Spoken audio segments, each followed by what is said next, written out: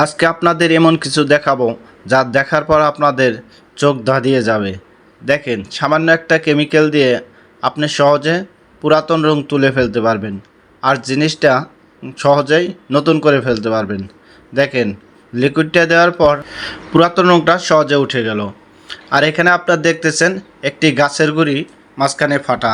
আমাদের দেশে হলে তো ফলিয়ে দিতাম, কিন্তু বাইরের দেশে দেখেন এটা দিয়ে খুব সুন্দর করে ডিজাইন করে ফার্নিচার তৈরি করেছে।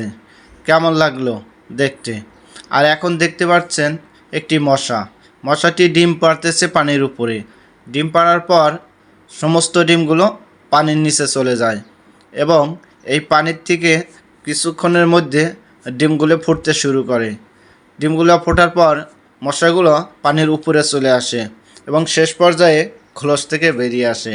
আর এখানে দেখতে পারতেছেন লোকটি কাপে মাপছে কতটুকু চা দিছে তাকে। দেখেন, আসলে 1 কাপ পরিমাণের জায়গায় হাফ কাপ পরিমাণ চা দিছে। আর এখানে দেখবেন আপনি খেলতে খেলতে সমুদ্রের ভিতরে চলে আসছে, আর তখনই কুমির বা জলহস্তির কাছে ধরা পড়ে গেছে। আর এখানে দেখতেছেন সবাই নামাজ পড়তেছে, আর তার মধ্যে একটা পাগল চলে আসে। সে আসে এবং খুব দ্রুত নামাজ পড়তে শুরু করে। যদিও তার জন্য নামাজ ফরজ না, কিন্তু তারপরেও সে নামাজ পড়তেছে।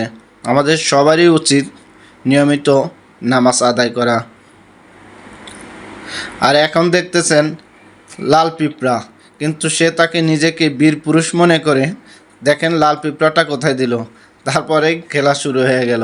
কি দরকার ছিল ভাই এটা করার? তোমার কি আর কোনো কাজ ছিল না? আর এখন দেখেন দুইটা মিস্ত্রি ইটের দেওয়াল গাঁথতেছে। দুইজন দুই পাশ থেকে গাঁথা শুরু করছে, কিন্তু মাঝখানে আসার পর দেওয়ালটা আর মিলাইতে পারে নাই। এখন কি করবে আপনারা কমেন্টে বলে যাবেন।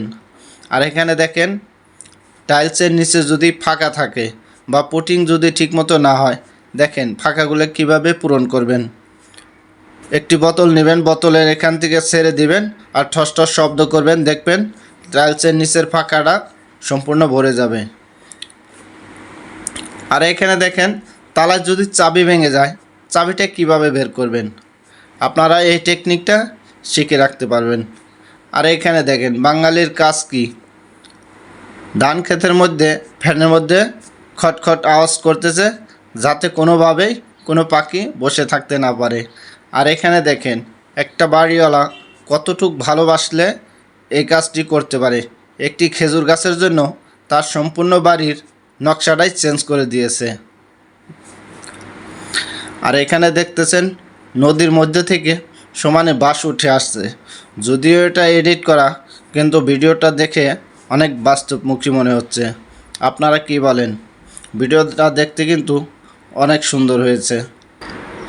আর এখানে দেখেন এক ভাই রাস্তায় বসে কিছু পাত্র নিয়ে বসছে, আর পাত্রগুলো একটা একটা ঘোরাচ্ছে আর পায়ের উপর রাখতেছে। দেখেন কত সুন্দর ঘুরতেছে।